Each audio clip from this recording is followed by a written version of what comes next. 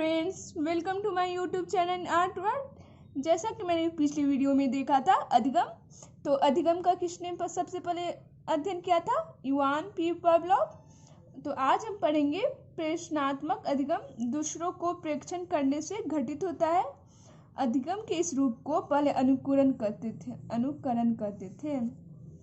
अधिगम में व्यक्ति सामाजिक व्यवहारों को सीखता है, इसलिए इसे कभी कभी सामाजिक अधिगम कहते हैं।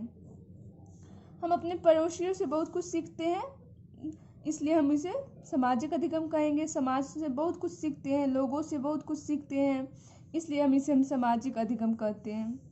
ऐसी सामाजिक स्थितियाँ हमारे सामने आती है जिसमें यह ज्ञात नहीं रहता है कि हम कैसा व्यवहार करें, और ऐसी स्थितियों में हम दूसरा जो व्यवहार करता है उसको हम देख के परसीव करके उसी की तरह हम व्यवहार करने लगते हैं।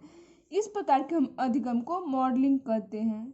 इसमें हम दूसरा जो व्यवहार करता है उसी को देखकर हम जो परसीव करते हैं और उसी को देखकर हम वैसा ही व्यवहार करने लगते हैं जैसा कि वो करता है व्यवहार, उसको हम मॉडलिंग कहते हैं। That's important. मॉडलिंग संप्रत्यय एक श्रेणी है जिसका उपयोग अनेक वस्तु और घटनाओं के लिए किया जाता है, जैसे पशु, फल, भवन एग्जाम्पल में आ जाएगा, और बहुत कुछ है।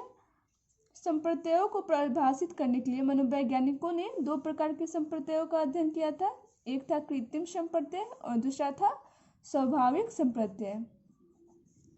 कृत्रिम संप्रत्यय किसे कहते हैं? तो कृत्रिम संप्रत्यय वे होते हैं जो परिभाषित नहीं होते हैं ये, और विशेषताओं को जोड़ने वाले नियम परिशुद्ध और कठोर होते हैं। इनकी जो विशेषताओं को जोड़ते हैं ये जो नियम होते हैं वो बहुत कठोर और परिशुद्ध होते हैं।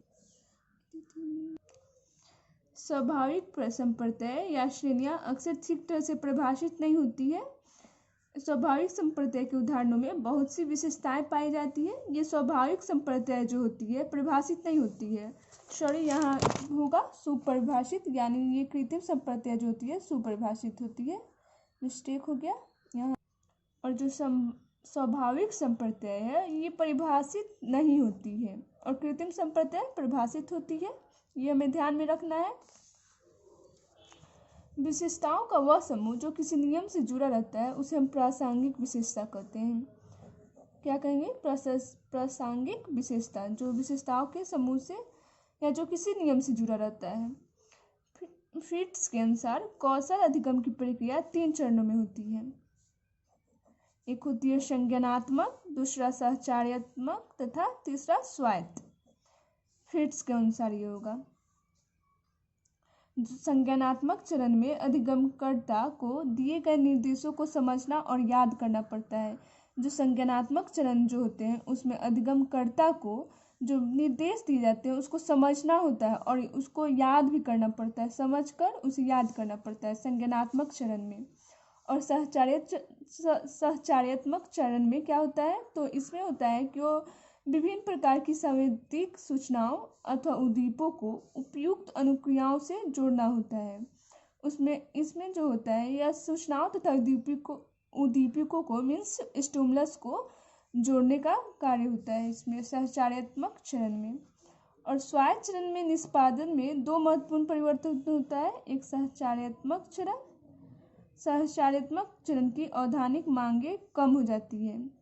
जो स्वायत्त चरण में निष्पादन 2 महत्वपूर्ण परिवर्तन होता है, तो पहला परिवर्तन ये होता है कि सहचार्यात्मक चरण की औद्धानिक मांगे कम हो जाती है, इसकी मांगे कम हो जाती है। और दूसरा क्या होता है कि सचेतन प्रयत्न की अल्प मांगों के साथ कौशलपूर्ण निष्पादन स्वचालिता प्राप्त कर लेती है।